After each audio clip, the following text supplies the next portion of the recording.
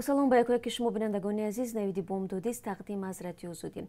امروز 18 август و در پروگرام این حالا ساعت 7 صبح است. با همه شما عزیزان تنسیتی و کامیابی را تمنا دارم و حالا از خبرها برایتان میگویم. نخست درباره نقشه پروازهای چارتری از روسیه به تاجیکستان برایتان معلومات میدیم.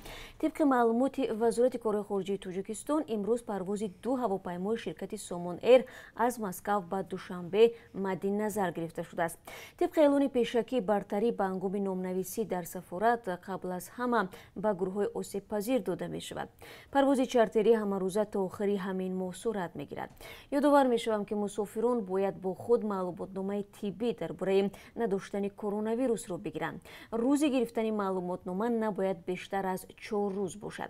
باید گفت هنوز درباره سنه دقیق برقرار شدن پروازهای منتظم بین تاجیکستان و روسیه معلوماتی نیست، اما بعضی از خبرگزاری روسیه سنه احتمالی رو از 1 سپتامبر نام میبرند و ما نیز منتظر خبرهای نو در این زمینه خواهیم بود تا برای شما بینندگان عزیز برسانیم.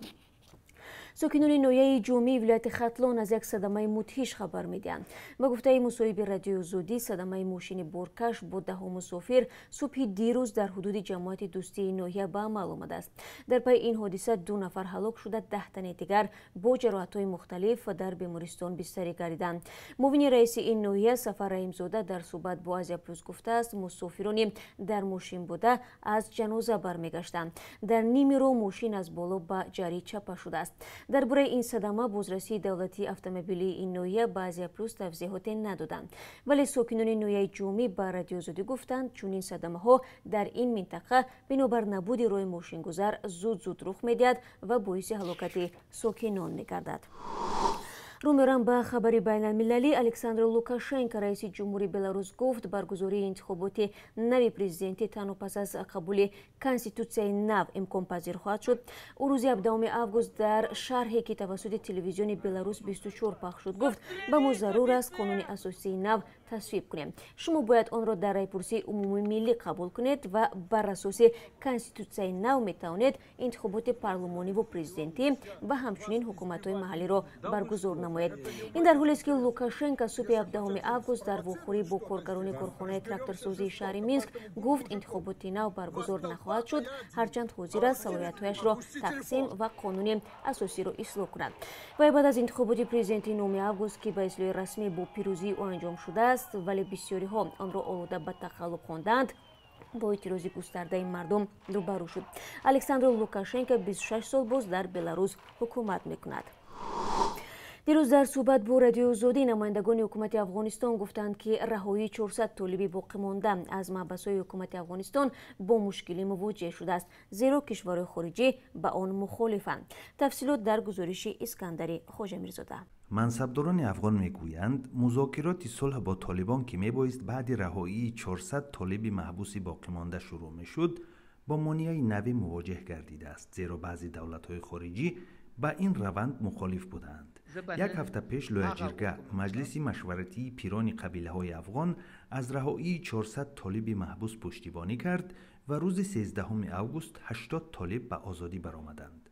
جنبش اسلامی رهایی 5000 طالب محبوس را پیش شرط مذاکرات با حکومت افغان عنوان داده است. اما استرالیا و فرانسه از حکومت افغانستان دعوت کردند که شماری از طالبان مسئول در کشتار شهروندان استرالیا و فرانسه را رها نکنند. نماینده شورای عالی آشتی ملی افغانستان به خبرنگاران گفت که حکومت سعی دارد این اختلاف را بدون لطمه به روابط با ممالک خارجی رفع کند. شما نویدی بомдодии را تماشا دارید. وزارت تندرستی تاجیکستان آمار نوی گرفتاران کرونا ویروس نو را اعلام کرد. بنا به آن بیماری کووید 19 از 30 اپریل تا 17 август به 8099 نفر سرایت کرده است. در یک شبانه روز اخیر 34 مورد نوی بیماری تصدیق شده است.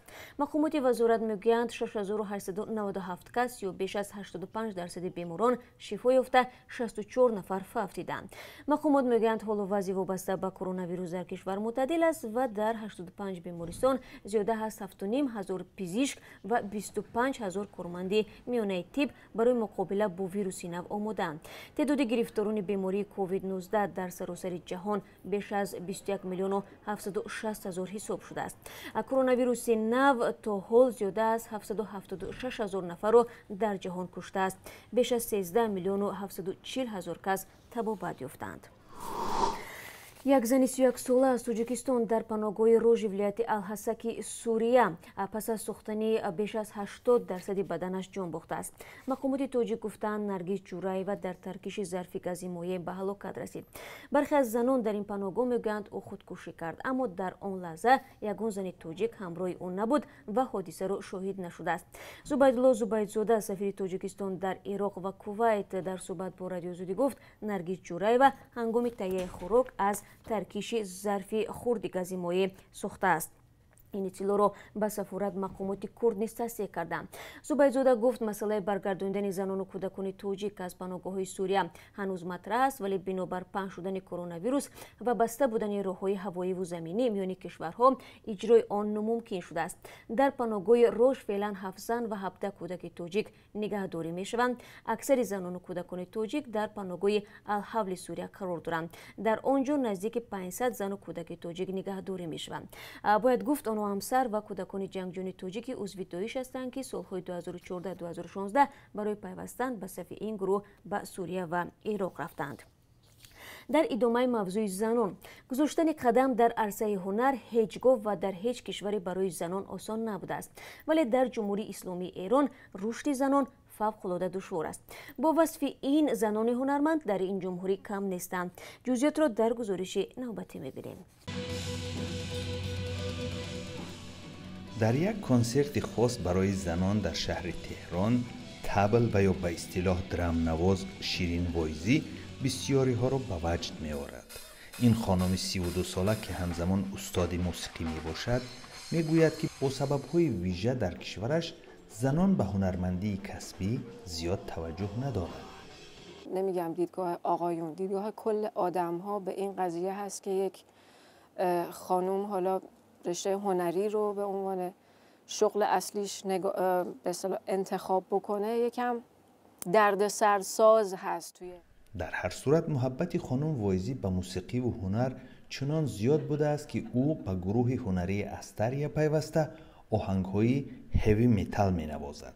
خیلی برام خوشایند بود وقتی درام زدن شیرین رو دیدم، مثلا سورپرایز شدم، یعنی اصلا فکرش نمی‌کردم که یه خانم توی ایران بتونه به این لول، به این سطح برسه. استاد و آوازخوان هنیه کیان میگوید به وجه عموم در هنر کسبی مردان مانع رشد زنان میشوند.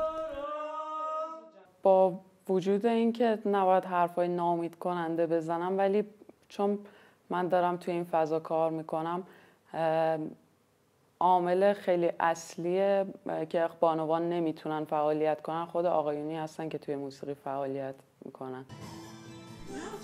ولی باز هم خانم وایزی خوشبین است و میگوید شبکه‌های اجتماعی یک امکانی فوق‌العاده مناسب برای پیشرفت هنرمندان را فراهم آورده است. مسیری که من نمیتونم بگم 10 سال، ولی بقیه ممکنه طی 4-5 سال طی کنن رو این عزیزان میتونن خیلی راحت با استفاده از فضای مجازی و اون بستری که برشون آماده است انجام بدن. خیلی خوشحالم از این بابت.